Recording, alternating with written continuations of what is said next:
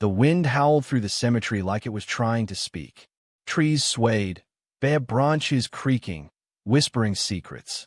Eleanor Whitmore stood still, her black heels sunken slightly into the soft earth. A white cashmere coat hugged her slim frame as she stared at the gleaming granite headstone before her. James Whitmore, 1995 to 2024. Beloved son. She hadn't come here in months. Couldn't bear to. Today, something told her to come. Maybe guilt. Maybe loneliness. Maybe both. She didn't know. But what she saw next made her freeze. A young black woman was kneeling in front of James's grave, trembling, clutching a little boy. Her waitress uniform, maroon polo shirt, black slacks, was wrinkled and stained. Her fingers dug into the boy's tiny shoulders like she needed him to anchor her to the ground. Tears streamed down her face. She didn't look up. Eleanor's mouth opened. Her pulse thudded in her ears. What the hell? The little boy turned. His eyes were green, exactly the shade James had. And his nose, God, the same tilt. The same damn face. Mommy, is that her? The boy asked in a whisper, tugging at the woman's sleeve. The woman finally looked up. Eleanor's world cracked in two. I didn't know where else to go, the waitress said, her voice thin and shaking. I never meant to hide him from you. The world around Eleanor went blurry. Her knees buckled. The boy stared at her, confused and scared. And Eleanor whispered, "Who are you?" Then everything went black. 6 months earlier, the air in Manhattan was heavy with spring. Eleanor Whitmore, 51, billionaire CEO of Whitmore Holdings, stepped into her penthouse living room with a glass of white wine and a face as sharp as her heels. She stared at the fireplace mantel, where James's high school photo still sat today. His grin, all teeth and defiance, stayed back. He was gone, just over a year. She still didn't believe it. An overdose, they said. Accidental, they said. Prescription pills and vodka. But James didn't drink vodka. Not even in college. He hated the taste. She knew her son. They were close. They had their rifts, like any mother and child. But not like that. Not fatal ones. She didn't go to the press about her suspicions. The media already had a field day with a Whitmore name. The headlines wrote themselves. Billionaire's son dies at 29 in luxury hotel. She stayed quiet, poured her energy into work, philanthropy, silence. Until that morning in May. Her assistant, Lila, buzzed in.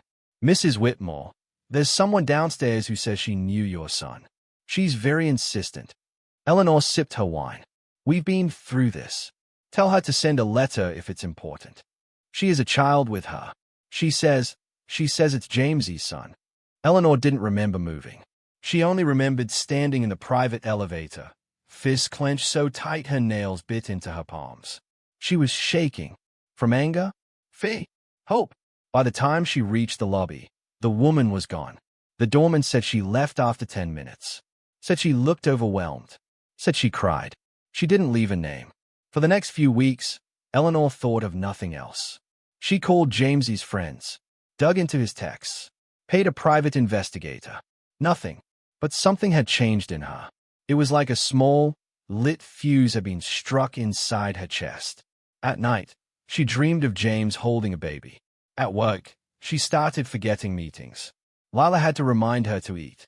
Then one Sunday, on impulse, she took the Bentley upstate to his grave for the first time in months. And there they were, a waitress and a child, crying. Eleanor's breath came faster. She bent down and touched the headstone, grounding herself. "Who are you?" she asked again, her voice louder now. The woman stood. Her uniform bore the name tag Tanya. Her hand trembled as she held her son's shoulders. "My name is Tanya Reed. I used to work at Brando's in the village. Your son came in every week, always sat in my section. He was kind." Eleanor blinked, disoriented. "No, James didn't date anyone for years. He would have told me." Tanya's mouth quivered. "He did tell you. He said he was seeing someone. You told him to focus on work. That he'd lose his inheritance if he didn't get serious." That old, brutal memory stabbed through Eleanor's brain like a knife. The argument. The shouting. James slamming the door. "He was in love with you," Tanya said softly. But he didn't think you'd ever accept me. Eleanor stayed at the little boy. He was about 5. Quiet, staring at her like she was a ghost. His James is, Tanya whispered. His name is Elijah. Eleanor shook her head. No, you're lying. Tanya didn't flinch. She reached into her coat pocket and pulled out a crumpled envelope. Inside was a photo. James, shirtless, holding a newborn. His arms wrapped tight. The date stamp in the corner, April 2020. Eleanor dropped to her knees. Everything spun. She wanted to scream, but she couldn't. Instead, she whispered the only thing she could. Why didn't you tell me? Tanya's eyes filled again. Because I thought you'd take him from me. Then, behind them, a twig snapped. The sound of a footstep. Heavy. Intentional. Tanya turned sharply, pulling Elijah closer. Eleanor rose to her feet, and from behind a row of headstones, a man stepped out. He wore a black hoodie, pulled low, and he wasn't there to mourn. His eyes locked on Tanya, and he started walking toward her. Fast. Eleanor stepped in front of the child without thinking. What's going on? She snapped. But Tanya didn't answer. She looked terrified, and Eleanor realized Tanya was in danger, for more than just the truth. Eleanor's heart pounded as the man approached. He wasn't limping or hesitating. He wasn't lost. He wasn't grieving. His stride was direct, his jaw tight. He had a purpose, and it had something to do with Tanya. Tanya, Eleanor said, barely above a whisper. Who is that? But Tanya's hand was already around Elijah's wrist. We have to go. No, Eleanor snapped. You don't just show up at my son's grave with a child and drop a bomb on me, then run. Tell me who he is. Tanya didn't answer. She spun Elijah behind her and stepped back. Don't make this harder, the man said. His voice was rough and low, meant for Tanya's ears, but Eleanor heard it clear as day. Tanya turned pale. The man stopped a few feet from them, standing over James's grave like it was just another stone on the path. We need to talk. Now. Eleanor stepped between them before Tanya could answer. You need to back away. Right now. He looked at her with an expression that could cut glass. This doesn't concern you, lady. Eleanor met his eyes without blinking. It does now. The man's eyes flicked to Tanya, then Elijah, then back to Eleanor. Something changed in his expression. He looked unsettled, maybe even afraid. Without another word, he turned and walked off. No threats, no final words. Just walked away into the trees surrounding the cemetery. The silence that followed was sharp and unnatural. Elijah clung to Tanya's leg. Who was that? Eleanor demanded. Tanya bent down and held Elijah. She didn't answer right away. Then she looked up and said, Someone I thought I was done with. Someone I've been running from. Eleanor didn't move. Is he the father? No. God, no. Her voice cracked. He used to be my manager at Brando's. Before James. He was, she hesitated, then corrected herself, he's dangerous. He got fired for stealing. Then he started showing up at my apartment, threatening me, saying I owed him for getting me the job. Eleanor processed that in silence. You need to go to the police. Tanya shook her head. They don't care. I tried, once. They said there wasn't enough to arrest him. Said it was a workplace dispute. And you just showed up here today? Of all days. Eleanor's voice was growing tight. Why now? Tanya hesitated. Because I'm out of options. And Elijah's starting to ask questions. He's old enough to notice we move apartments every few months. That I'm always watching the windows. Eleanor looked at the little boy. His face, James's face, looked up at her with the same cautious curiosity. She didn't know what to do with the wave of emotion that swelled in her chest. I don't know what you want from me, Eleanor said quietly. Money? A lawyer? What? Tanya didn't answer right away. She stood up straighter. I don't want anything from you. I just wanted him to know where his father is buried. I thought it might help. That's all. Eleanor didn't believe her. Not completely. Not yet. But something in Tanya's face, something raw and honest, kept her from walking away. And so, against every instinct she had, Eleanor said, Come with me. Tanya blinked. What? There's a cafe a mile from here. Public. Well lit. You and I are going to sit down. You're going to tell me everything. And I mean everything. Tanya hesitated, glancing at Elijah. We'll get him a hot chocolate, Eleanor added, already walking. The cafe was small and warm. Wood floors, local art, the smell of cinnamon and old books. Elijah sat by the window, drawing dinosaurs on a napkin with a borrowed pen. Tanya and Eleanor sat across from each other at a corner table, steam rising between them from untouched mugs of tea. Tanya was quiet for a long time. Then she started to talk. She told Eleanor about working double shifts at Brando's while raising Elijah alone, about James's visits, how he always asked for her section, how he brought her coffee from the good place across the street, and asked her questions like she wasn't just someone who brought his fries. He was kind, Tanya said, like he saw people. Eleanor bit the inside of her cheek. That was her James before the Depression, before the press hounded him over the stupid lawsuit, before he started keeping things from her. He told me his life wasn't really his, Tanya said. He said every decision was made for him before he was born. Eleanor looked down. That part was probably true. He didn't tell me who he was at first. I found out months later. Googled him. And you stayed? Eleanor asked. I didn't care about his last name. I cared that he made Elijah laugh when I was too tired to smile. Eleanor didn't know what to say to that. It knocked the wind out of her a little. He wanted to marry me, Tanya said suddenly, voice tight. He had a ring. Said he was going to tell you. Formally. But then you threatened to cut him off. Said if he didn't stop acting out, you'd write him out of the trust. Eleanor flinched like she'd been slapped. I didn't mean it, she whispered. Didn't matter, Tanya said. He believed you. Eleanor stayed down at her tea. Her hands were shaking. She didn't know if it was from shame or anger or something else entirely. What happened the night he died? She asked. Tanya closed her eyes. I don't know. We'd been fighting. He said he was going to talk to you. Then he didn't come home. Eleanor's voice hardened. You were living together. Yes, off and on. He was trying to get sober. He hated the pills. He was scared of turning out like his father. Eleanor's mouth went dry. He didn't kill himself, Tanya said, her voice low but certain. He didn't. He wouldn't leave Elijah like that. Then who? Before Eleanor could finish, her phone buzzed. A number she didn't recognize. She picked it up. Whitmore. A man's voice came through. Calm. Too calm. If you want the girl and the boy to stay safe, you'll stop asking questions. The line went dead. Eleanor stayed at her phone like it had grown teeth. Tanya looked at her. What? Eleanor stood up. We're leaving. Why?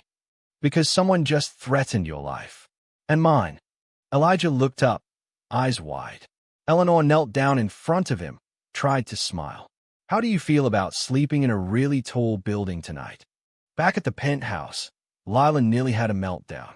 She wasn't used to surprise guests, especially not women in diner uniforms and children with grass stains. Get a guest room ready, Eleanor said. Now. Lila blinked. Yes. Eleanor pulled Tanya aside in the hall. You're not safe. Whoever that was, they're watching you. Watching us. I'll call my security guy. I'll put cameras outside your apartment.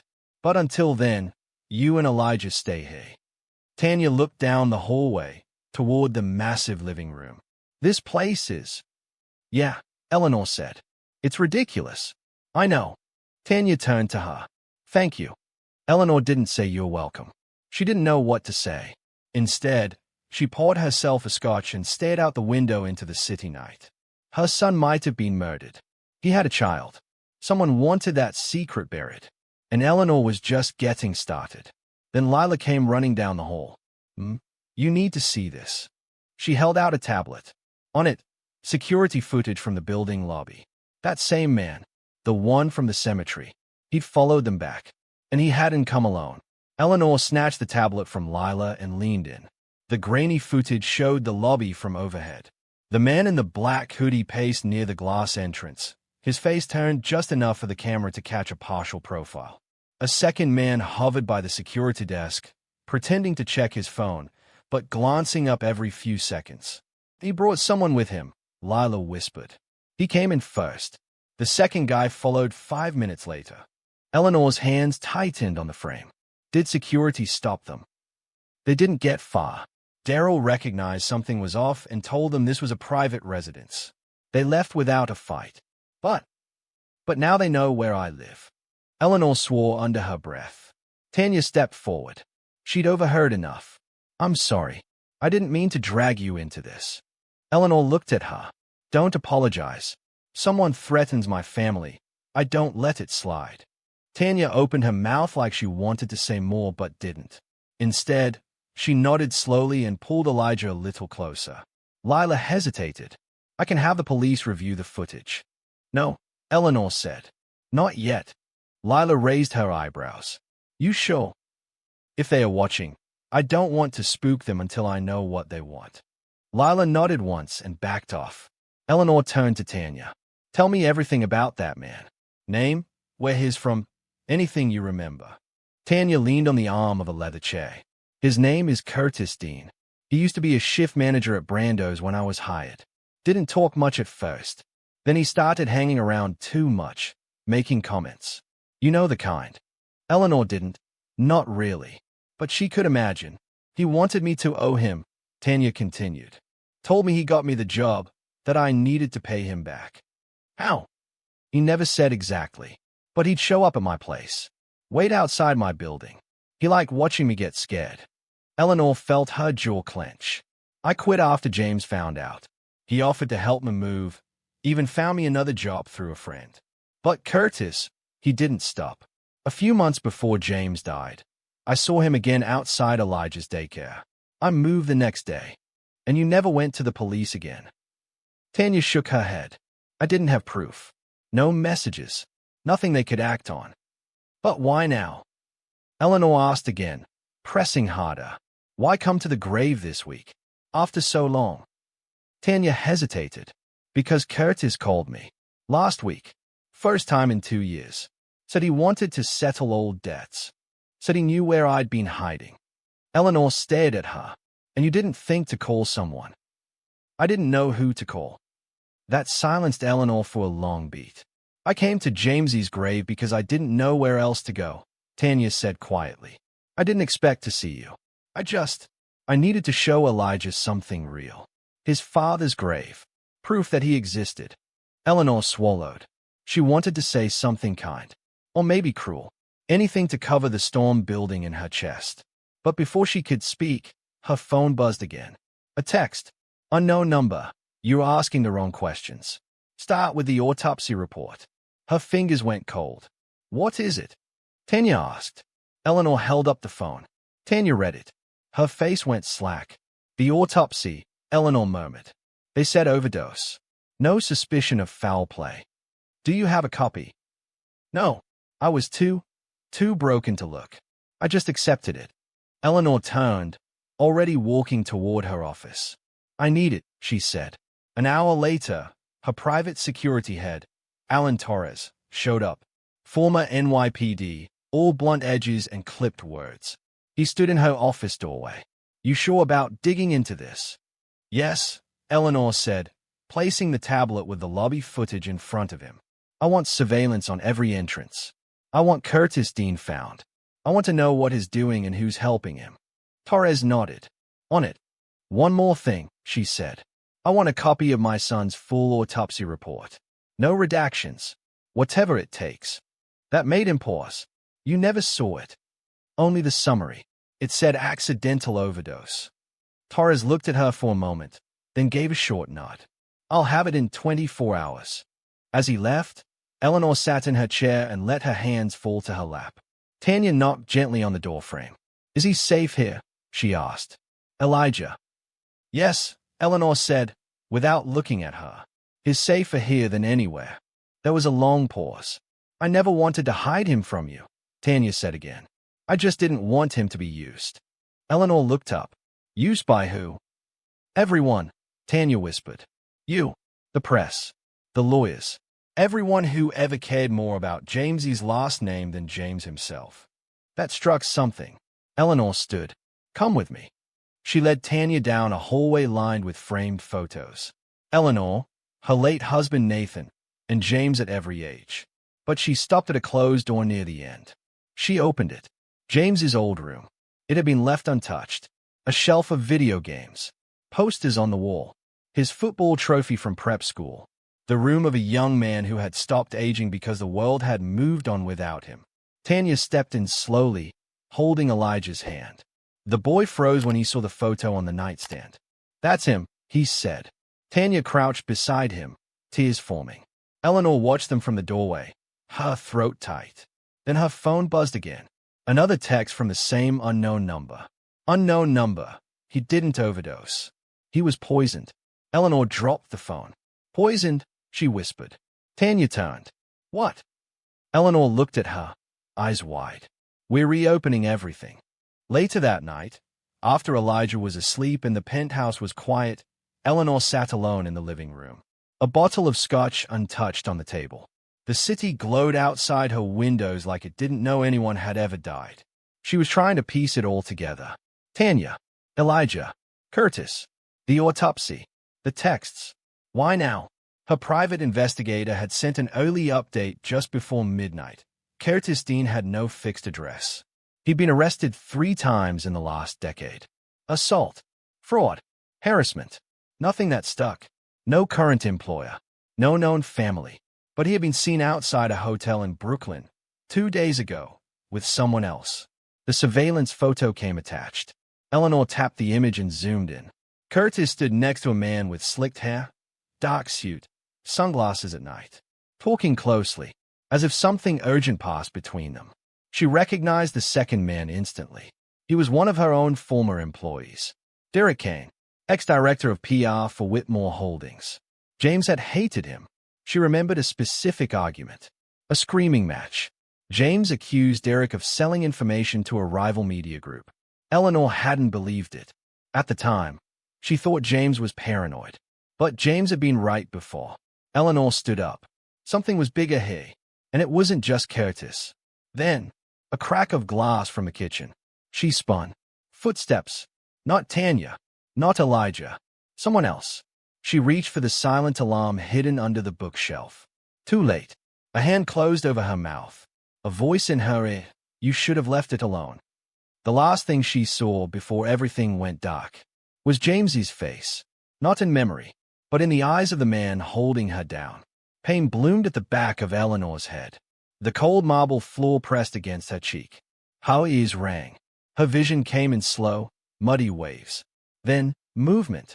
A shadow crossed her peripheral vision. A voice spoke low and sharp nearby. "We weren't supposed to touch her. Not yet.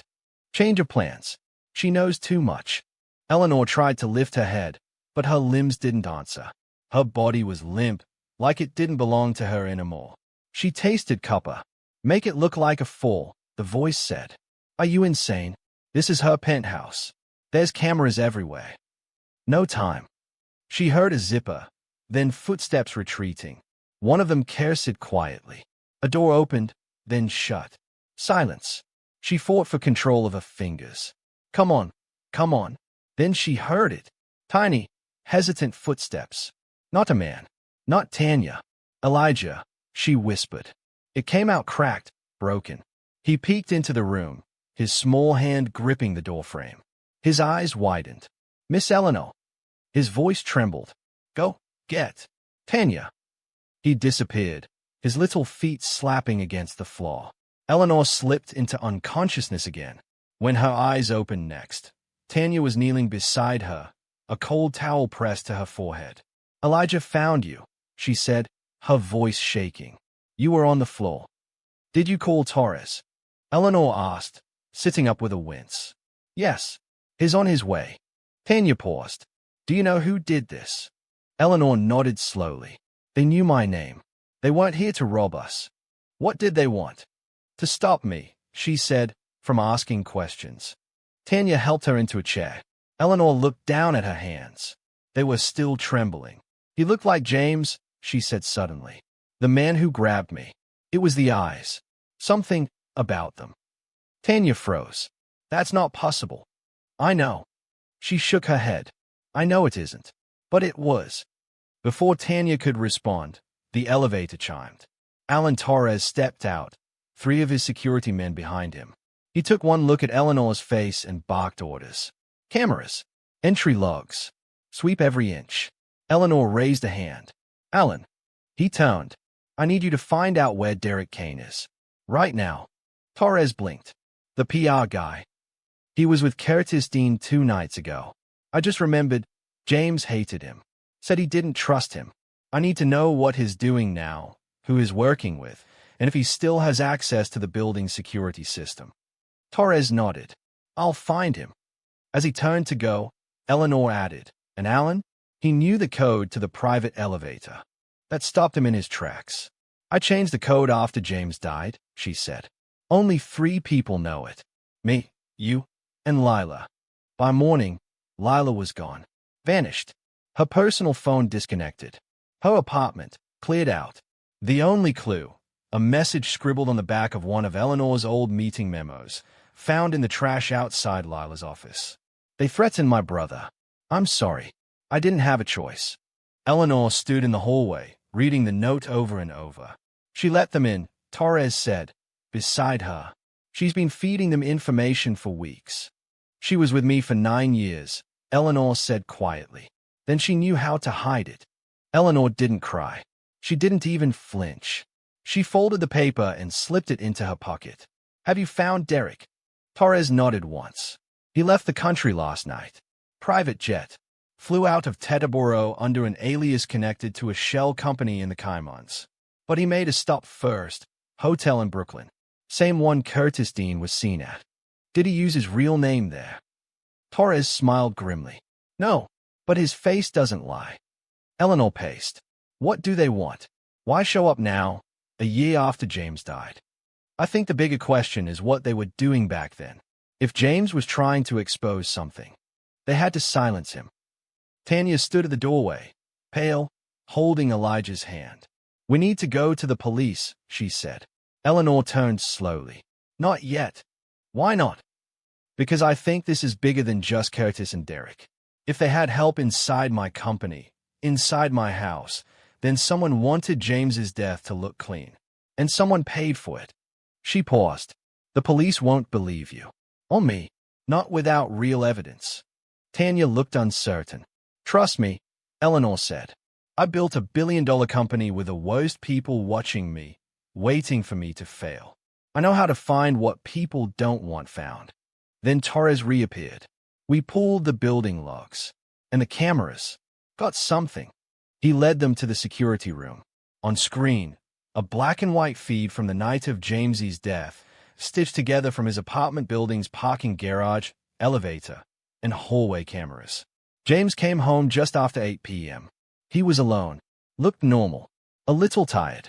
Then, 2 hours later, Curtis Dean walked in the side entrance. No key card swipe, just walked in like he belonged. 5 minutes after that, Derek Kane followed. Both men disappeared from camera view before reaching the hallway. There was no footage of them leaving. They wiped it, Torres said, but didn't know about the backup server. Eleanor stayed at the screen. James was alive when they came in, and gone by morning. She looked at Tanya. I'm going to find out what they did to him. Tanya nodded. And if they come back? Eleanor turned back to Torres. They will. So we don't wait. We trap them. Torres blinked. You want to bait them? I want to end this. She paused, then added, and if we do it right, we'll get a confession. That night, the plan started to take shape. Eleanor would announce a formal reinvestigation into James's death. Publicly, through her company. With Tanya by her side, they'd release the video evidence. Just enough to spook Derek and Curtis into reacting. And Eleanor would be ready. Torres arranged undercover protection. Tanya and Elijah would be moved to a safe house. Everything was in motion. Then, at 1:17 a.m., Torres's phone buzzed. His face changed as he read the message. What is it? Eleanor asked. He looked up, his voice cold. The medical examiner who signed James's autopsy just turned up dead. Eleanor went still. Murder. Torres nodded once. And not subtle. Eleanor stayed out the window. They weren't just trying to scare her anymore. Now they were cleaning up. And she was next. The morning air had a weight to it. Heavy. Still. Waiting. Eleanor stood in her private study, her phone clutched tightly in her hand, as Torres's words echoed in her mind. Not subtle. Dr. Marcia Halperin, the chief medical examiner who signed off on James's death certificate, had been found in her car at the bottom of a ravine upstate. What the news didn't report, but Torres confirmed, was that her seatbelt had been cut and the brake line severed. Eleanor stared at her son's photo on the mantel. This wasn't about keeping things buried anymore. This was a war, and her son was only the first casualty. Later that day, Eleanor arrived at Whitmore Holdings headquarters for the first time in weeks. A building of glass and steel, pristine, powerful, and suddenly tainted. Her appearance sent a ripple through the office. Executives straightened their ties. Assistants whispered. Rumors were already spreading. Eleanor was coming out of seclusion. A statement was coming. Something big. The boardroom was full when she stepped in. 12 members, all handpicked over the years. Men and women who had pledged loyalty to the Whitmore name. Now she scanned their faces with new suspicion. Torres stood in the back, silent, watching. "I won't waste your time," Eleanor began. "I've reopened the circumstances of my son's death." Murmurs erupted. One man, Grant Wallace, shifted in his chair. "I have reason to believe the official report was wrong. I also believe individuals connected to this company were involved, either directly or by covering it up." "Eleanor," Grant began, his voice too calm. "This is a delicate matter. There's been grief, pain, but we've moved forward." Eleanor cut him off. "You're right. I moved forward. Right past the truth. Not anymore." She placed the tablet on the table and tapped play. Curtis and Derek walking into James's building. Faces caught on camera. No denying it. The room went dead silent. "I'm going public with this," Eleanor said. "Tomorrow. Press, media, full transparency. If anyone in this room has information, this is your only chance to come forward." Her eyes swept the table. "I'm not looking for apologies," she said. "I'm looking for justice." She left the room to a wall of silence. Torres followed. In the hallway, he asked, "You think anyone in there knew?" "I think one of them paid Curtis." Torres nodded. "We'll find out who." Back at the penthouse, Tanya paced in the guest room while Elijah napped, the city humming quietly through the window. Her phone buzzed. No number. A single message. "You were warned. Tell her to stop, or the boy is next." Her blood turned to ice. She stared at the screen, her breath shallow. Then another message. A photo, blurry, but unmistakable. Elijah, playing outside the safe house that morning. Someone had been watching them. Tanya ran to the living room, clutching the phone. "Eleanor." Eleanor was already on her feet. "What is it?" Tanya handed her the phone. Eleanor read the messages, her mouth tightening. Her hands shook just enough to spill the coffee she hadn't touched. "They took that picture today," Tanya whispered. "How did they find us?" Torres strode in, having already read the alert from the internal system. "We have a leak. Somewhere in the detail." Eleanor looked at him, then shut it down. Full lockdown. No one in or out. Tanya sat heavily on the couch. "I thought I was protecting him, but I brought him into this. I should have just kept running." Eleanor sat beside her. "Tanya, listen to me. You didn't bring this, hey? They did. This isn't your fault. It's theirs. And now they've made it mine too." Eleanor took a breath and turned to Torres. "From now on, Elijah doesn't leave this building without 2 people with him. Armed." He nodded. "And what about Lila?" Tanya asked quietly. "She helped them. Doesn't that mean someone else can too?" Eleanor stared at her. The question sat heavy between them. She hadn't told Tanya what Torres found.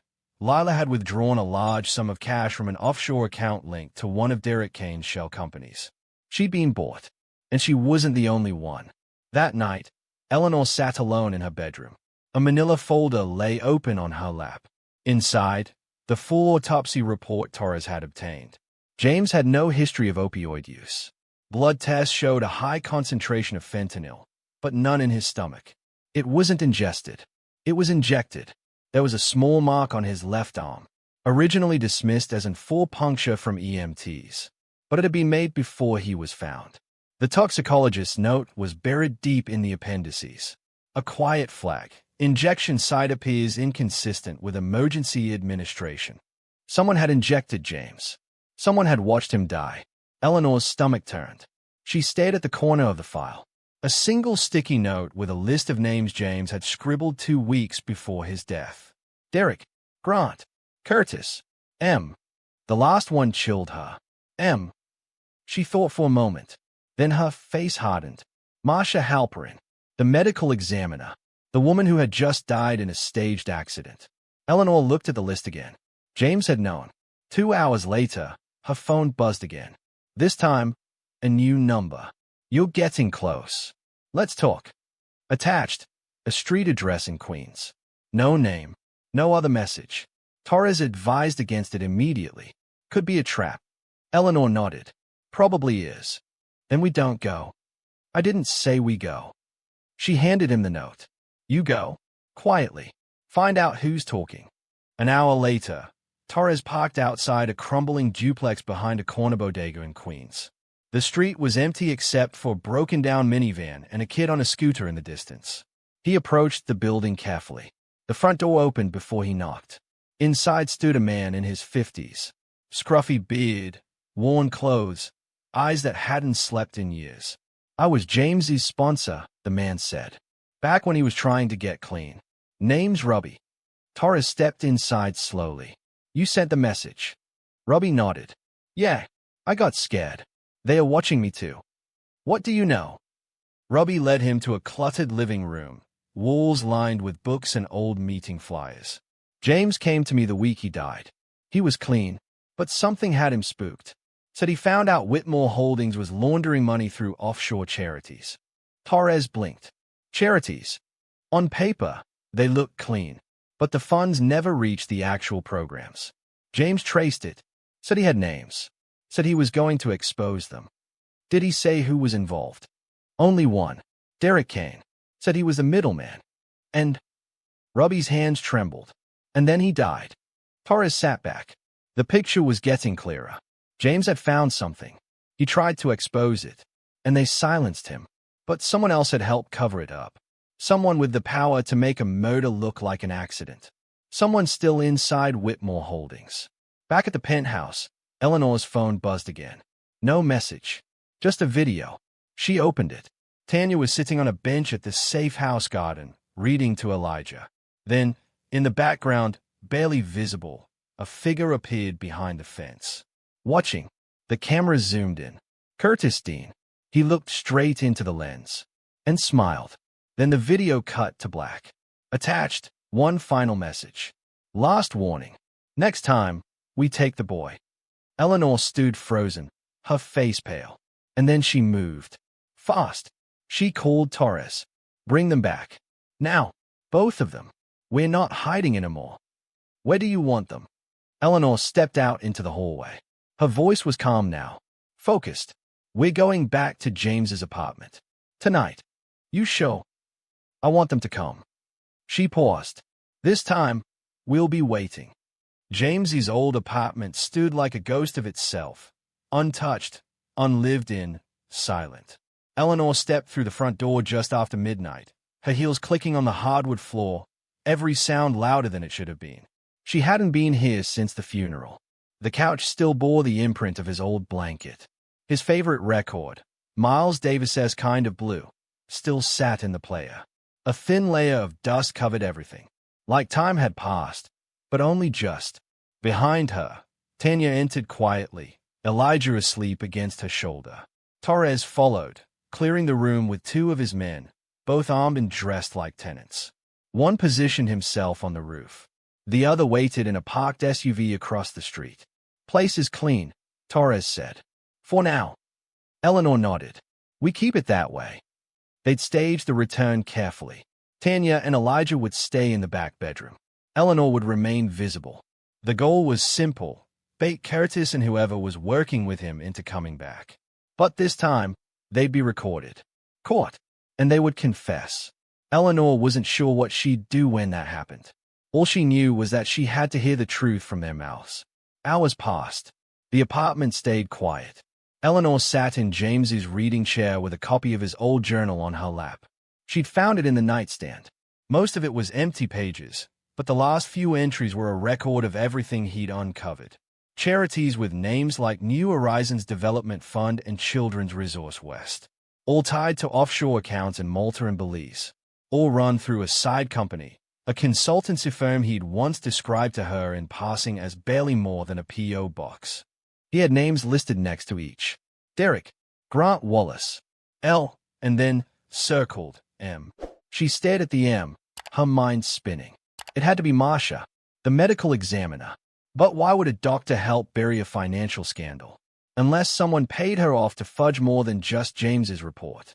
Maybe dozens of deaths had been faked or cleaned up. Maybe James wasn't the first. Her phone buzzed again. Torres, black SUV circling the block. Windows tinted. Matches the one seen in lobby footage. Eleanor stood. "They are here," she whispered. Torres moved into position, earpiece crackling. The trap was set. At 3:42 a.m., the SUV parked. Curtis Dean got out first. He looked rough, face thinner than before, nervous. He scanned the street, then approached the building slowly. The lights in the apartment were dim, just enough to show someone was home. Exactly as planned. He was followed by someone Eleanor didn't recognize. A woman, late 40s, sharp suit, blonde hair tied back tight. She wore confidence like a weapon. Torres's voice whispered through the comm. "That's Lorraine Hart. She used to be CFO of Children's Resource West." Eleanor's mouth dropped open. That was one of the fake charities. She wasn't in any of James's notes. No, but she should have been. The two disappeared inside the building. Seconds later, ping. Elevator activated. Torres whispered, "They're coming up." Eleanor sat down again, heart pounding, a small MIC taped under her shirt. Tanya remained in the back bedroom with Elijah, Torres stationed in the hallway, ready. The elevator dinged. Curtis stepped in first. He saw her. He froze. Lorraine stepped in behind him. "Don't be stupid," she said to him under her breath, then turned to Eleanor. "You've been busy," she said. "I know everything," Eleanor replied. "I know what you did to my son." Lorraine smiled coldly. "You don't know the half of it." Curtis shifted. He wasn't comfortable. He looked at Eleanor like he'd seen her before, not just at the cemetery. He had followed her before. "You killed James," Eleanor said. "You poisoned him. You made it look like an overdose." Lorraine raised an eyebrow. "And what? You're going to take that to the police? You're forgetting who writes their paychecks. You paid off the examiner. You paid off my own assistant. And when that wasn't enough, you started killing anyone who asked too many questions." Lorraine stepped forward. James didn't understand the game. He found a few accounts and thought he was a crusader. He was tired, Eleanor. He begged us to let him walk away. Eleanor's throat closed. "That's a lie." "It isn't," Lorraine said. "He didn't want to be like you." Curtis finally broke in. "You said we weren't going to touch her." Lorraine turned to him. "Plans change." Eleanor pressed her hand lightly against her side, activating the MIC. Torres heard it, and every word from here on out was recorded. "You killed him," Eleanor said again. "Say it." Lorraine leaned down. "James overdosed, but we made sure it stuck. We made sure the story held. That's how this works. He wanted to take the whole company down over a few offshore accounts. We couldn't let that happen." "Who else was involved?"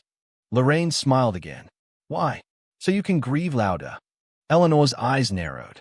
"My son was murdered, and you're trying to justify it with a ledger. That ledger funded projects around the world. Real work. Real outcomes. James wanted a clean world. He didn't understand that sometimes you have to work in the gray." "You drugged him," Eleanor said. "You had Curtis inject him." Lorraine didn't blink. "We just helped him fall the way he was already leaning. That was it. Everything was on tape." Eleanor stood slowly. "You're done." Lorraine cocked her head. "You think a tape will stop this?" Torres stepped into the room, weapon drawn. "You won't have to worry about tapes," he said. "You're going to prison." Curtis bolted, but another guard tackled him in the hall. Lorraine didn't fight. She straightened her jacket. "Do you think this is over?" she said as they cuffed her. "Whitmore Holdings was built on secrets. You tear this one open, and more will come. You ready for that?" Eleanor stared at her. "I'm counting on it." By sunrise, Lorraine and Curtis were in federal custody.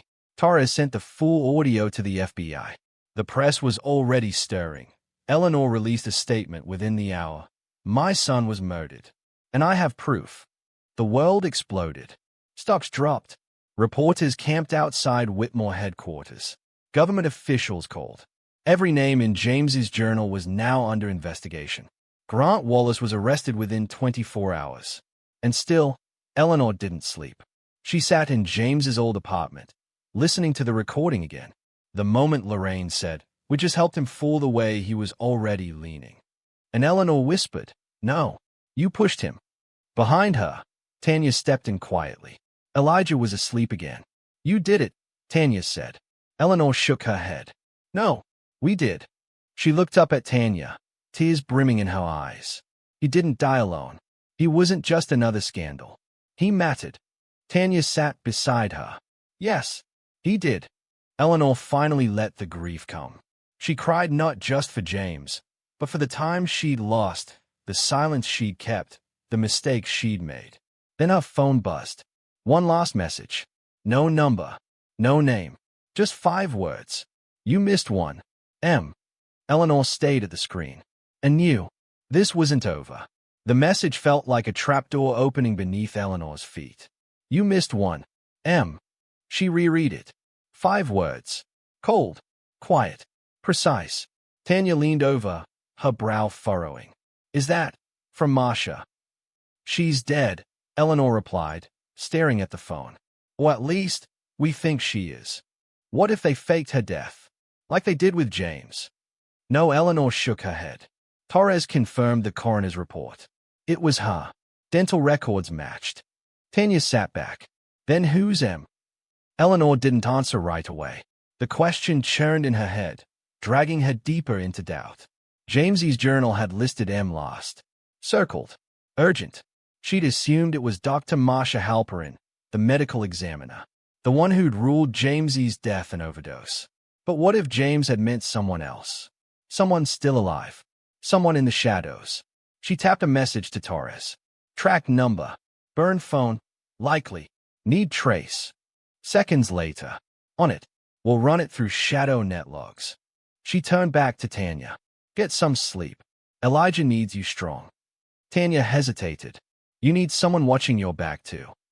I've got Torres. I'm not talking about guns. Their eyes met. No more words. Tanya nodded, disappeared into the bedroom. Eleanor remained in James's chair, the weight of the night still hanging on her shoulders. M. She stared at her son's notebook again. Derek, Curtis, Grant, Lorraine, all accounted for. But M. He'd written it last. Bold, bigger than the others. Maybe more important. Or more dangerous. She flipped to the back of the notebook, running her fingers along the spine. And then she felt it. A slip of paper, taped inside the cover. She peeled it out. A folded sticky note. James's handwriting again. 2 lines. M isn't who they say. Is already inside. Eleanor froze.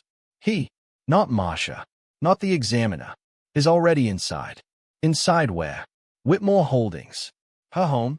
Torres's voice buzzed in her ear just then, breaking the silence. You're not going to like this. The message was sent from a phone registered to Marcus Lane. Eleanor stood. Who? Head of Internal Audit. Whitmore Holdings. Been with the company 15 years. Her stomach turned. She remembered him well. Marcus Lane. Calm. Courteous. Always precise. A man she'd trusted to oversee every internal review, especially after James's death. He'd even sat next to her at the funeral. Get his file. Financials. Communications. Everything. Already on it. But Eleanor, his not home. We tried his condo and his country house.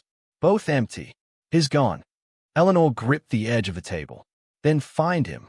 Fast. She ended the call, mind racing. James had written M last. He didn't trust Marcus. Probably suspected he was part of the laundering. Or was. Maybe he'd uncovered Marcus as the real architect behind it all. And now Marcus was gone. Gone, but watching. He'd let Lorraine and Curtis take the fall. He wanted them arrested. He'd stayed hidden until the dust settled. Now, with them out of the way, he had no more liabilities. Except one. Elijah. The next morning, Eleanor didn't waste time. She called a press conference. Live. She stood at the podium in the Whitmore Holdings atrium, flanked by Torres and her legal team, and made the announcement that would set off another firestorm. This morning, she said into the cluster of microphones, federal agents arrested multiple individuals connected to a criminal conspiracy inside Whitmore Holdings. The conspiracy was responsible for laundering millions of dollars through fraudulent charities and for the death of my son, James Whitmore. Gasps rippled through the crowd. I have turned over full documentation to the Department of Justice. Names, transactions, correspondence. But there's one person we haven't found yet. She looked directly into the cameras. Marcus Lane. If you're watching, run. We're coming. Click. Flash. Shouts from reporters. She left the podium without another word. Back at the penthouse, she met Torres and Tanya in the war room they'd set up in the library. Multiple screens showed feeds from cameras around the building. Elijah was napping in the nursery, a guard stationed outside. We think Marcus fled the country last night through Toronto, Torres said. Fake documents. He flew private. Any idea where? Torres nodded grimly. Kaimon's. Same as Derek. Great, Eleanor muttered. Let him run. He sent that message for a reason, Tanya said quietly. Why now? Eleanor met her eyes. Because it's not done. He wants to scare us. He wants us to stop. But more than that, he wants something. Like what? Eleanor turned to Torres. What's left of the money? He tapped his tablet. Rough estimate? 120 million. Still in offshore accounts. Still accessible. Eleanor's eyes narrowed. Then is going to try to take it and vanish. Or burn it, Tanya said suddenly. They turned to her. Think about it, she continued. James was trying to destroy this ring from the inside. Marcus knows he can't erase that now. Maybe he wants to end it his way. Burn the evidence, Eleanor said. And everyone tied to it. Torres's voice dropped. Including us. Silence. Then Eleanor stood. No more hiding. No more traps. We go to the source. Torres raised an eyebrow. Where? Malta, she said. That's where the largest account is held. That's where Marcus will go. I'm going to beat him there. You can't go alone. I won't. She looked at Tanya. You stay with Elijah. Don't leave the building. No visitors. Not even deliveries. You hear me? Tanya nodded. Her face was pale, but strong. And if something happens to me, Eleanor added, don't stop. Keep pushing. Tell the world everything. You really think he'll kill again? Tanya asked. Eleanor stayed out the window, her voice low. I think he already has. The plane lifted off just before midnight. Eleanor sat in the back of a private jet, folders spread across the table. Torres sat across from her, armed, elate, watching every movement. The flight to Malta would take 11 hours. They'd land, find the bank, freeze the accounts, smoke Marcus out. If they were lucky, catch him before he disappeared forever. But Eleanor knew better than to hope for luck. She stared at the photo of James on her tablet. His smile. His damn stubbornness. I'm not stopping, she whispered. No matter what. The plane rumbled, slicing through the sky. And hundreds of miles away, in a dark suite overlooking the Mediterranean Sea, Marcus Lane watched the live feed from the Whitmore press conference. He smiled faintly, then closed his laptop, and said, to no one, they don't know what's coming. Malta was hot. Too hot for October. The air smelled of sea salt and diesel, and the white stone buildings shimmered under the Mediterranean sun. Eleanor stepped off the jet in dark sunglasses and a tailored suit. Torres followed close behind, his hand never far from the inside of his blazer. They were met by an unmarked car arranged by a contact Torres trusted, an Interpol liaison named Nadia Ferris, whose sharp eyes and clipped English suggested she didn't waste time. You're here for Marcus Lane, Nadia said once they were inside the car. No hello, no small talk. Eleanor nodded. Is moving the last of the money through a bank here. The name's Beltrans Global. James traced it to a shell account registered under a foundation called Sunpath Relief. It's fake. We've had eyes on the bank for 3 days. He hasn't shown up, but someone else has. Nadia handed Eleanor a photo. Grainy surveillance. A woman in her 30s with jet black hair, sunglasses, and a white coat. Name's Lana Rish, Nadia said. She's Lane's new financial front. Former investment advisor in Zurich. Disappeared. Resurfaced here a week ago. What's she doing now? Transferring money. A lot of it. We think she's prepping the final move before Marcus shows. Eleanor held the photo a moment longer. Can we intercept her? We could, but that'll spook him, and we'd lose the real prize. Eleanor handed the photo back. Then we wait, and while we do, we make sure he knows we're here. Torres glanced at her. You planning to knock on the front door? No, I'm going to make him think he already lost. That afternoon, Eleanor released a second press statement, this time through an international newswire. A short, clean announcement. Whitmore Holdings, under the direction of Eleanor Whitmore, has begun freezing all financial accounts linked to suspected money laundering operations traced to shell foundations registered in Malta, the Cayman Islands, and Switzerland. All names involved will be handed to authorities. We will not stop. Attached was a single image, James's last journal entry, the so-called M. It hit global media within hours, and it worked. That night, Marcus Lane called her. Blocked number. Voice scrambled. I thought you were smarter than this. Eleanor sat in her hotel suite's balcony chair, looking out over the Black Sea. I thought you were loyal. I kept your empire standing for 15 years. You really want to die on the hill your son built. He died trying to clean up your mess. A pause. I warned you, Marcus said. You didn't listen. I'm listening now. You wanted me to stop. I'm not stopping. You show your face, or I take every account tied to your name and burn it down in public. He laughed, quiet and joyless. You think this ends with me? No, but it starts with you. He hung up. Eleanor sat back. Her hand was shaking, but her voice had been steady. Torres appeared in the doorway. We traced the call. Not far. Hey. Where? A yacht. West Marina. Registered to a holding company in St. Kitts. We can't touch him without local jurisdiction, but if we get him off the boat, then we end this. Back in New York, Tanya was awake in the penthouse kitchen, sitting at the table while Elijah napped in the guest room. Her hands were wrapped around a mug she hadn't sipped from in an hour. She felt like a stranger in a stranger's life. Eleanor had left her everything. Bodyguards, a panic room, encrypted phones. But the walls felt thin. Too thin, as if danger could seep through at any moment. Then the door buzzer rang. Her heart skipped. The guard checked the camera feed, then said, Delivery. Flowers. Tanya frowned. I didn't order anything. Should I send him away? No. Wait. Yes. No. Hang on. She stewed, walked to the screen. A man stood at the door with a florist's box. Slim, neatly dressed. Tanya's stomach dropped. The face was familiar. She'd seen him once. Briefly. With Marcus. Not a delivery man. A message. She whispered, Don't open the door. Lock everything. The guard was already moving. But too late. The elevator panel blinked. Override activated. Her blood turned to ice. Someone had hacked the system. In Malta, Eleanor stood on the edge of the PU, watching the yacht through binoculars. Marcus's boat was pristine, glowing under floodlights, music drifting faintly across the water. He was on board. They confirmed it an hour ago. Nadia approached with a tablet. Intercepted an encrypted message just now. From Marcus. She handed it to Eleanor. It's your choice. Malta or Manhattan. Attached, a photo of Elijah. Asleep. In the penthouse. Eleanor's knees buckled. Torres caught her. No. He can't get in. We locked it down. He found a way. Eleanor stood. I'm leaving. Now. I need to get back.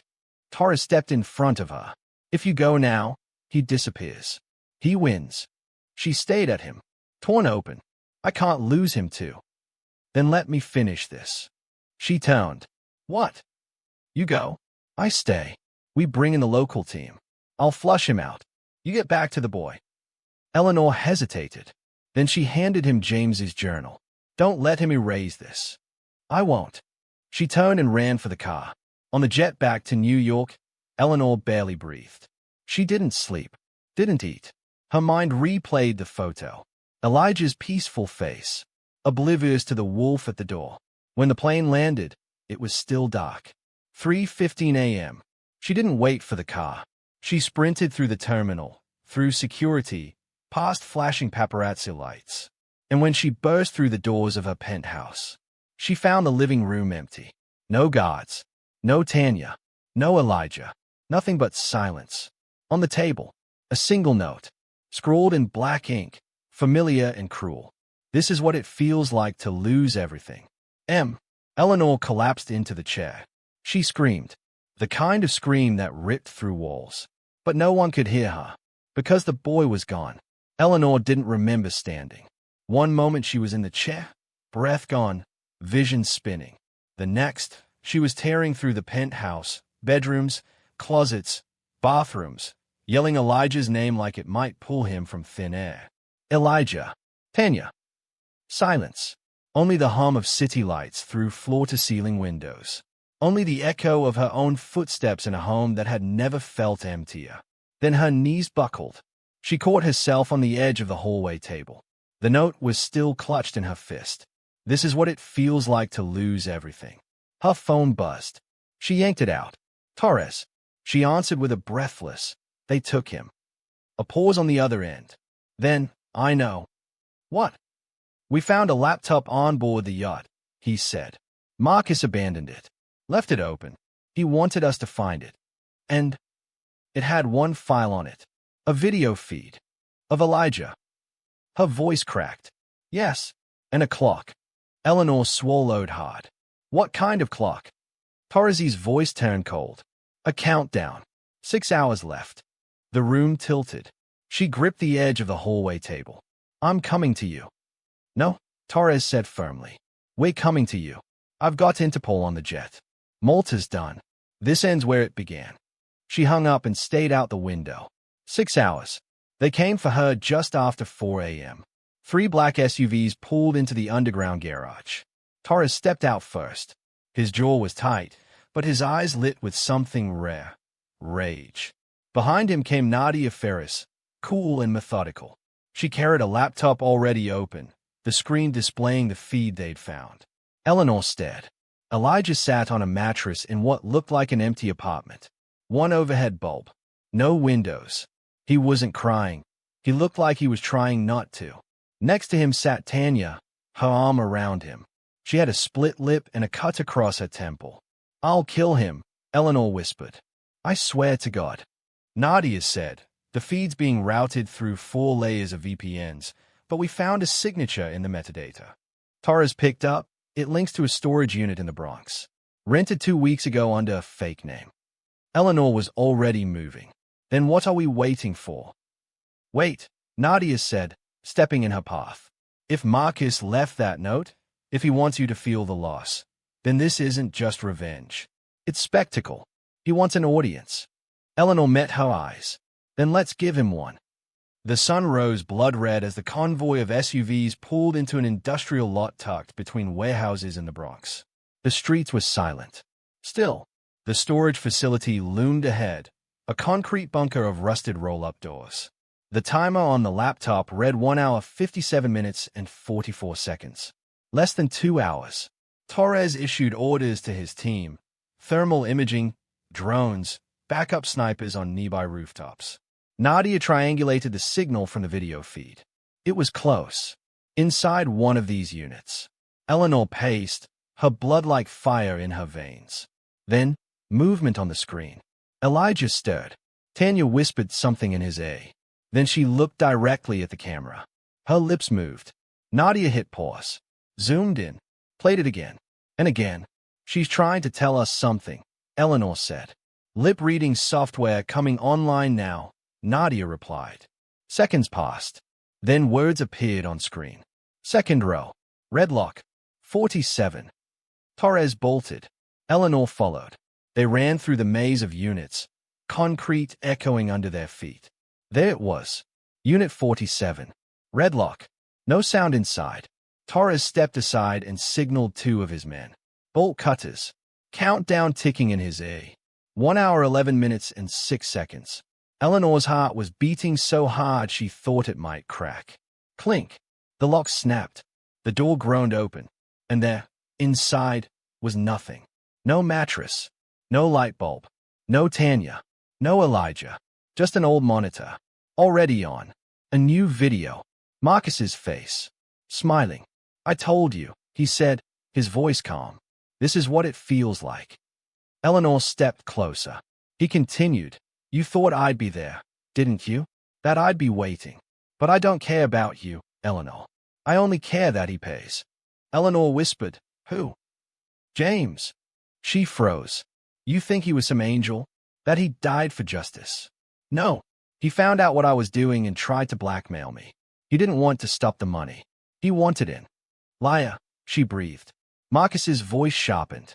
"I gave him a way out. Told him to disappear, stay quiet. He said no, so I gave him something he couldn't say no to." Eleanor's knees buckled. "You drugged him." "I gave him an option," Marcus said. "He made his choice." He leaned closer to the camera. "Now you get to make yours. You can save Tanya and the boy, or you can keep playing hero. Keep the press. The moral crusade. But if I see one more headline with your name on it, I'll mail you Elijah's teeth." The screen cut to black. Eleanor was silent. Torres looked at her. "What do you want to do?" She turned slowly. "I want to give him exactly what he asked for." Torres frowned. "You mean the money?" No, her voice sharpened. "I mean silence." Torres's mouth opened. "You're going to fold." "I'm going to make him think I folded." Eleanor turned to Nadia. "Get me access to every news outlet we've been working with. And tell them what?" "To pull the story," she said. "Every article, every headline. Effective immediately." She turned back to Torres. "He wants to believe I gave up. So we let him. And when he lets his guard down." Eleanor's voice dropped to a whisper. "We bury him." Hours later, headlines around the world disappeared. Every story about Marcus Lane's involvement in the Whitmore Foundation scandal vanished. The DOJ released a bland statement.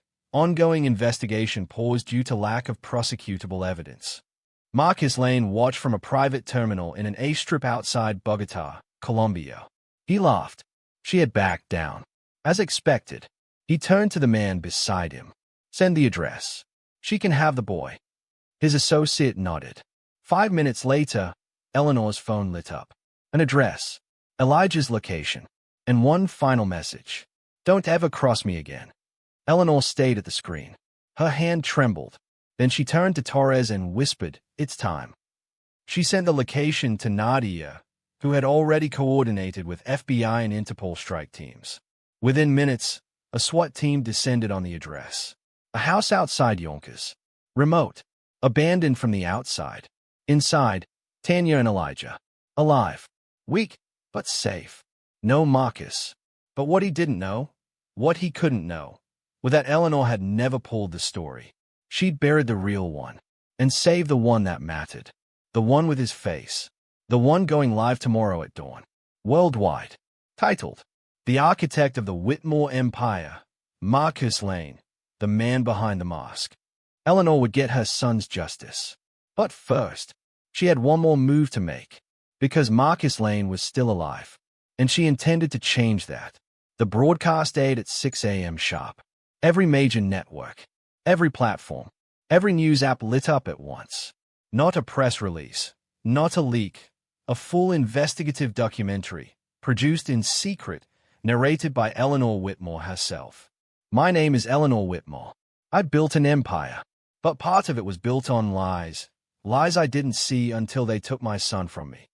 Then came the footage. Marcus Lane in boardrooms. At fundraisers.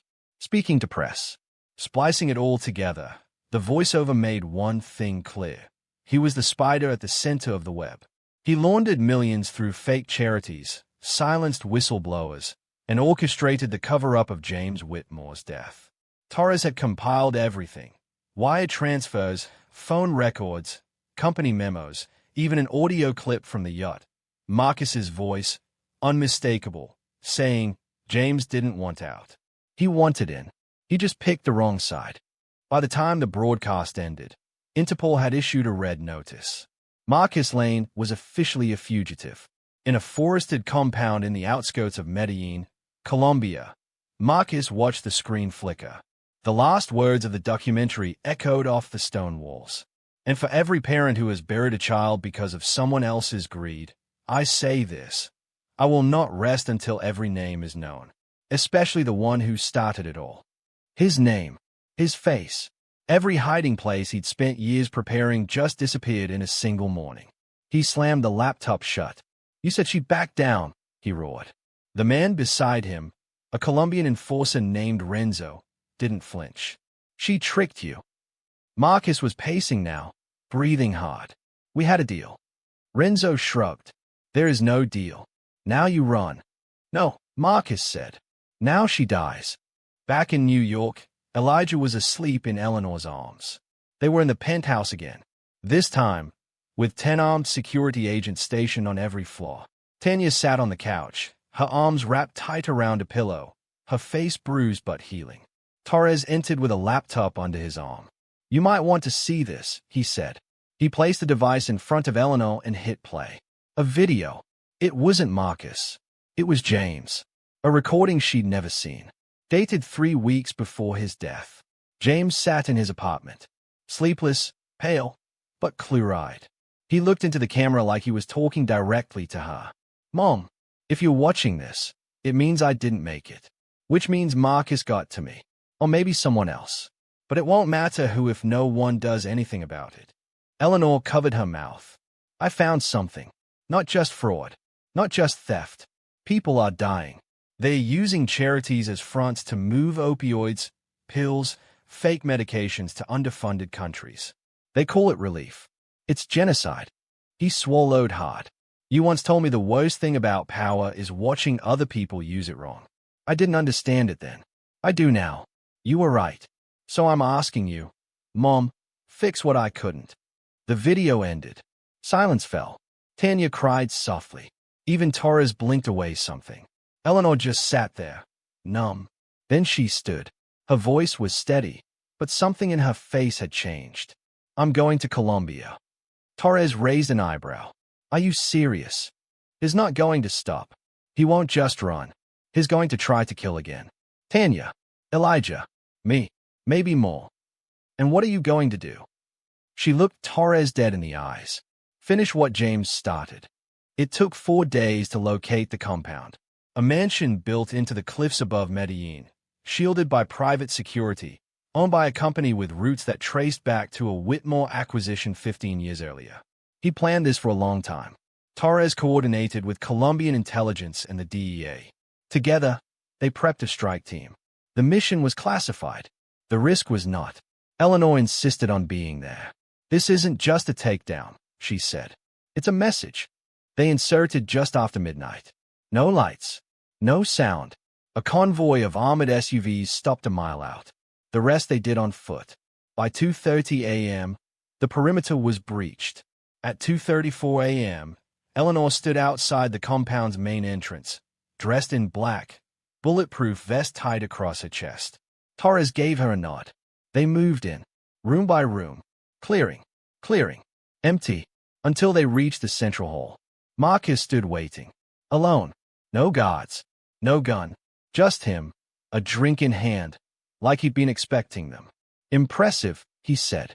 "Didn't think you'd come yourself." Eleanor didn't answer. Torres raised his weapon. Marcus looked at Eleanor, smiling faintly. "You know, I used to admire you." "You killed my son," she said, calm but venomous. "I saved your legacy," Marcus snapped. "You think any of this would have lasted without what I built beneath it? You think your son's death was some noble sacrifice? He was a mess. A liability." Eleanor stepped forward. "Say his name." Marcus blinked. "What?" "I said say his name." He stared at her, said nothing, and then Eleanor pulled a gun. Torres moved fast, but not fast enough to stop her. The gun was in her hand, safety off, pointed at Marcus's chest. "I'm not going to prison," Marcus said. "You know that, don't you? I'll disappear. I always do." Eleanor's hands shook. "You don't get to." Torres stepped between them. "Don't." But Eleanor didn't lower the weapon. She stepped closer. Marcus didn't flinch. He smirked. You don't have it in you. Eleanor stayed into his eyes. And then she pulled the trigger. Click. Empty chamber. Torres exhaled. Marcus didn't move. Eleanor dropped the gun to the floor. I didn't come to kill you, she said. I came to strip you. He frowned. Every account. Every property. Every ally. You'll be extradited. You'll stand trial in 3 countries. I'll testify. I'll name names. I'll publish every file James collected. And I'll rebuild everything you destroyed, without you. She leaned in. And when you rot behind glass, I'll visit every year, just to let you know we're still standing. Marcus's face fell. Guards entered. Torres gave the order. Take him. They cuffed him. Eleanor turned away. She didn't look back. Back in New York, Tanya and Elijah met her at the airport. The boy ran to her. She dropped to her knees and hugged him so tight he squealed. Tanya looked at her. It's over. Eleanor nodded. Then she looked at Elijah. No, she said softly. It's just beginning. And together, they went home. A month later, New York felt different. Quieter. Not because the city had changed. It never really did. But because Eleanor had. She stood on the balcony of a penthouse with a cup of black coffee, hair loose, face bare, watching the morning sun stretch over the skyline. Inside, Elijah was building a fort with couch cushions. Tanya sat nearby, reading a battered paperback. Torres had just returned from D.C., where he testified before a Senate panel on international corruption and whistleblower suppression. Marcus Lane was in custody, awaiting trial in the United States. A second trial awaited him in Geneva, and a third in Bogota, each charge heavier than the last. Conspiracy to launder money, bribery of public officials, accessory to homicide. But it didn't feel like victory. Not yet. Maybe not ever. Eleanor walked back inside and set her coffee down. Elijah looked up. Can I show you something? She smiled. Of course. He led her by the hand to the dining table, where he had placed 2 pictures side by side. One was a drawing of her, big sunglasses, big hair, and a cape. The other was of James, carefully drawn in crayon, holding hands with Elijah. That's my dad, Elijah said. I never met him, but I talk to him at night sometimes. Eleanor's throat tightened. I think he hears you. Elijah nodded. I think so too. He handed her the drawing. He said. Now you won't forget him. Eleanor knelt, tears prickling. I never did, she whispered. I just got lost for a while. Later that evening, Eleanor sat with Torres in her office, the city pulsing below. We got access to Marcus's last private journal, Torres said. Interpol decrypted it. He'd been planning this for years. The charities, the shell companies, even James's death. It wasn't just cleanup. He saw James as a threat long before we did. Eleanor shook her head. James didn't want to bring the company down. He wanted to clean it. And that's why they had to stop him. Torres handed her a thumb drive. Final files. Everything we have. Every account. Every name. All exposed now. Eleanor held it in her hand like it might bane her. She still had a company to run. Or maybe, she thought, it was time to tear it down. I'm selling it, she said suddenly. Torres blinked. Whitmore Holdings. She nodded. I've been holding on to a shell of what James hated. It was built on too much rot. I can't fix it, but I can end it. And then, I'm starting something new. What? Eleanor looked toward the living room where Tanya and Elijah were watching a movie, laughter bouncing down the hall. A foundation, she said, named after James. Transparent. Public. No fake charities. Real work. In his name. Torres nodded slowly. You sure you want that fight? I need that fight. 2 weeks later, the James Whitmore Initiative launched publicly. The mission: fund whistleblowers, support investigative journalists, and fight corporate corruption with real accountability. Donations poured in. Former victims came forward. New investigations launched. And for the first time in years, Eleanor slept through the night. Not because everything was healed, but because something had finally begun. Then one rainy morning, Tanya approached her with a letter. No return address, she said. It was at the front desk. Eleanor took it, carefully slit the envelope open. Inside, a single sheet of white paper. Typed, "You took everything from me, and I'm still breathing. M." There was no signature, no stamp, just those words. Eleanor stared at it. Her hands didn't shake this time. She placed the letter in her desk drawer, closed it, and turned back to Tanya. "Let him breathe," she said quietly. "He can rot with the rest of them." And then she smiled, because outside, Elijah was laughing again. And that, to her, was the only message that mattered. The day of Marcus Lane's trial felt like the closing scene of a movie Eleanor never wanted to star in. Outside the federal courthouse in Lower Manhattan, cameras lined the steps. Reporters shouted questions. Protesters held signs, "Justice for James, fraud kills, no more shell empires." Inside, Eleanor sat in the front row of the gallery. Her black dress was simple. No jewelry, no statement but her presence. Tanya sat beside her, Elijah at home with a private tutor and 2 guards at the door. Torres stood behind her, arms crossed, eyes sharp. He hadn't left her side in weeks. Marcus Lane was led into the courtroom in cuffs. He looked older now, thinner. His tan had faded. His confidence too. But when his eyes found Eleanor's across the room, his mouth curled ever so slightly. Not a smile, not a smack, more like a final move, like he still believed he had one left to make. The prosecution opened with everything. Wire transfers, secret recordings, corporate testimonies. They even played the clip from the yacht, his voice admitting what he'd done to James. The jury was grim. Marcus's lawyers tried to argue stress, overwork, misunderstanding, said James had been unstable, said Eleanor was using grief as vengeance. But it didn't land. By the time Eleanor took the stand, the courtroom was silent. She spoke slowly, clearly. "My son wasn't perfect. He made mistakes, but he didn't deserve to die for telling the truth. He didn't deserve to be erased to protect a fortune." She looked at Marcus directly. "Neither do the other people who've been silenced by greed. And I swear to you, this is only the beginning." She stepped down, and she knew she had already won. Even if the jury didn't convict him, and they would, she had burned his kingdom to ash. The verdict came after only 3 hours. Guilty, on all counts. Marcus Lane was sentenced to 175 years in federal prison. No parole, no appeals that would ever reach daylight. Eleanor walked out of the courtroom without a word. Outside, the crowd roared. Reporters chased her. Microphones flashed. "Mrs. Whitmore, what do you want to say to Marcus Lane?" She turned just once, her voice steady, her eyes clay. "I already said it. I lived it." Months passed. The headlines faded.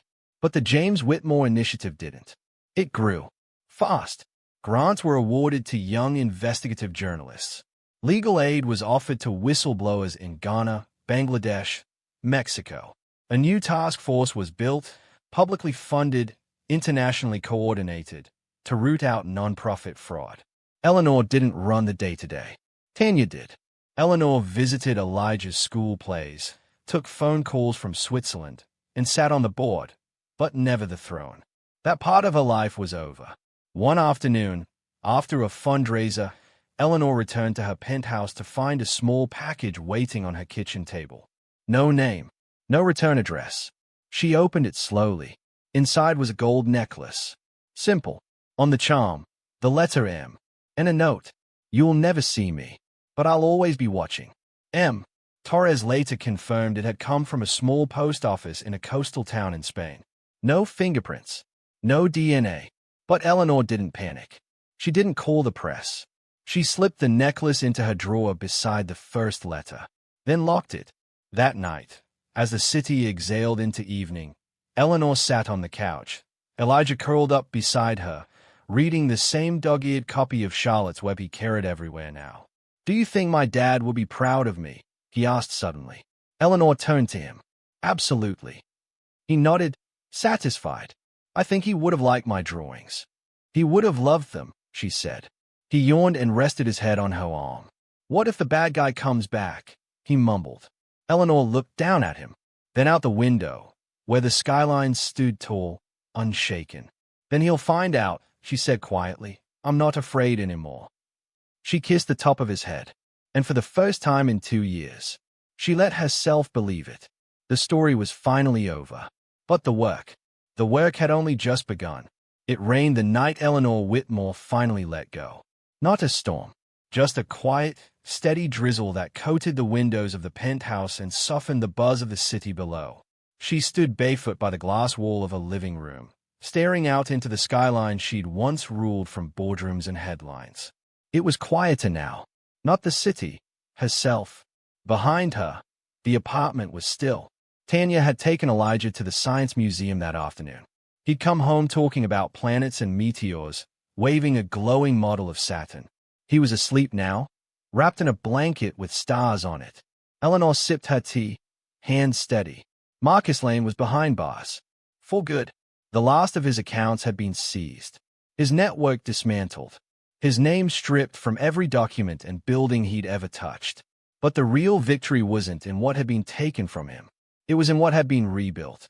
The James Whitmore Initiative now operated in 10 countries. They protected 3 whistleblowers in the past month alone. Torres had taken over as head of global operations. Tanya was running New York like she'd been born to do it. And Elijah, was reading chapter books and asking impossible questions and drawing galaxies in the margins of his math homework. Eleanor didn't need to run it. She'd built it so she didn't have to. Because she'd already paid her price. Because her son's name meant something now. Because truth, when spoken, when believed, doesn't die quietly. Her phone buzzed on the coffee table. She let it. Then she reached into the drawer by the couch and pulled out the last 2 letters Marcus ever sent. The one signed with a single, arrogant M. She fed them, one by one, into the small fireplace across the room. Watched them curl and blacken and disappear into nothing. No drama. No vengeance. Just finality. The past was ashes now. She turned out the lights, walked softly down the hallway, and paused in the doorway of Elijah's room. He stirred in his sleep and murmured something. She couldn't make out the words, but he smiled. She smiled back, and when she closed the door behind her, she felt it for the first time in years. Peace, not because the story had ended perfectly, but because it had ended. And what came next, what they built next, would be honest. It would be his. It would be hers. It would be new.